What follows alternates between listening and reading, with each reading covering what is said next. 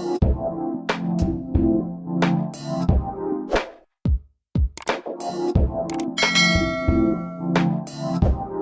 everyone, this is D, Movieman, fellow cinephile, popcorn addict, and emerging film critic, coming to you with reliable recaps, reviews, and reactions. And as always, I have another trailer reaction for you guys today. And I will be reacting to the newest trailer for Last Night in Soho, written and directed by Edgar Wright, and starring Thomasin Mckenzie, Anya Taylor-Joy, and Matt Smith.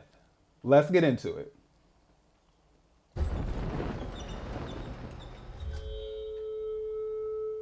When you're alone and life is making you lonely, you can always go. Oh, this song.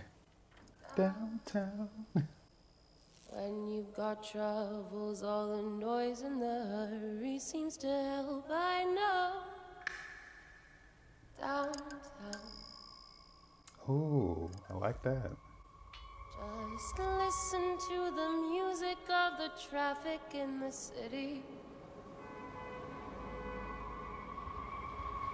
Linger on the sidewalks where the neon signs are pretty. How can you lose? Oh.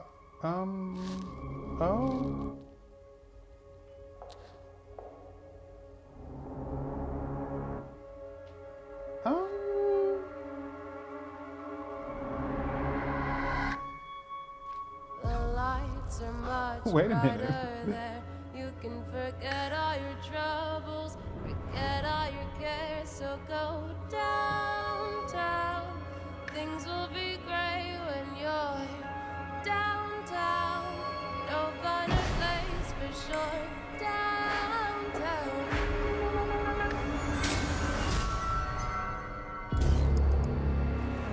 Everyone's waiting for you.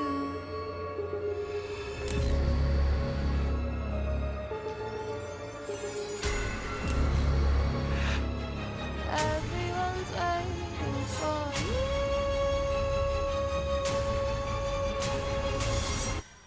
Do you believe in ghosts?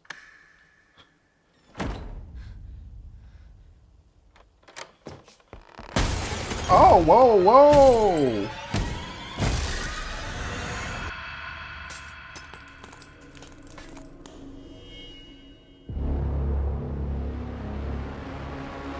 Downtown. Ooh, no, I do not want to go downtown.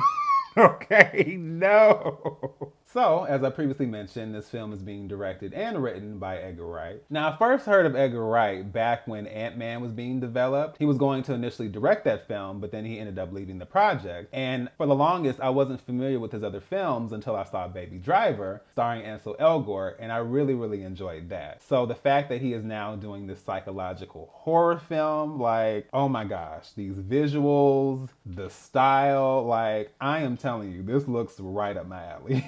Like, I'm excited for this. So casting wise, Thomasin Mckenzie is the lead here. And although she is somewhat of an up and coming actress, I already am a big fan of hers. I enjoyed her so much in Jojo Rabbit. I don't know what I was expecting that film to be, but it really blew my mind. And her performance was solid just as a film. If you have not seen Jojo Rabbit, please check that out. I absolutely recommend it. And she will also be starring in the upcoming M. Night Shyamalan film Old, which I just did a trailer reaction video for, so please go check that out if you haven't already. There's not a lot I can say about Anya Taylor-Joy because she has just been killing it. She has been in a little bit of everything. I still remember seeing her in the trailer for The Witch, which that trailer kept me up a few nights, okay? But from her starring role in The Witch to Split and Glass, to Emma and Peaky Blinders and The Queen's Gambit, yeah, she's on a pretty good trajectory right now, and she is a very solid actress. I enjoy her so much, and I am so interested in seeing like what her character is going to be, because this is like some kind of dual split character situation going on. So it's going to be interesting seeing like how she and Thomasin Mckenzie inhabit this split character. It's really intriguing. We also have Matt Smith. I also enjoy him. Now, many of you will know him as the 11th incarnation of the Doctor on Doctor Who. Now, while I did not know him from Doctor Who, because I haven't seen it, although I've heard great things about the show, I have to catch up at some point. But I absolutely know him as Prince Philip on The Crown. That is my show. Woo! I love The Crown, and his performance as Prince Philip, absolutely. And on a more bittersweet note, I realized that Diana Rigg is also in this. Now, if that name does not ring a bell for you, she famously portrayed Emma Peel in the TV series The Avengers from 1965 to 1968. But for so many of us in the modern pop culture scene, she is well known as Lady Olenna Tyrell on Game of Thrones. One of my favorite characters, like, ever on that show. Absolutely my favorite. A character who has also been referred to as Olenna the OG or OG Granny. And I'm sure there are plenty other nicknames also because that was such a memorable character. Her dialogue was always on point. Her scenes were always just like, they jumped out of the screen. They were so good. And anytime she was on the show, anytime she was in a moment, in a scene, whatever, I was always here for it. Obara. Obara. You look like an angry little boy. Don't presume to tell me what I need. Forgive my sister. What she lacks in diplomacy, she Do makes... shut up, dear. Anything from you? No. Good. Let the grown women speak.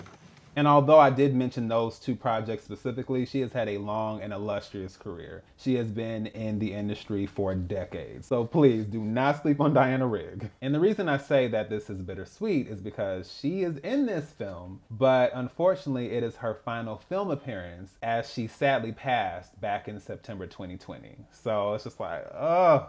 Like, I'm happy that she's in it, but I'm also sad because she's gone. But if nothing else, I'm so happy to see that she was a part of what looks to be a really, really great project. And she went out, of course, on a high note. And she always brought her all to all her roles. I'm still getting into her filmography and some of her past projects. And I'm going to continue to do that because I enjoyed her so much on Game of Thrones. But she will absolutely be missed. Such a great actress, such an icon, to many even a legend. So Diana Rigg will definitely be missed. And I don't know if I've said this before, but one thing I love about movie trailers, especially from an editing perspective, I love when we take popular, memorable songs and then flip it so that it's creepy and sinister, and I absolutely love that. I know it's something that's kind of reoccurring, but I enjoy it a lot. So when I heard Downtown, I was like, uh-oh.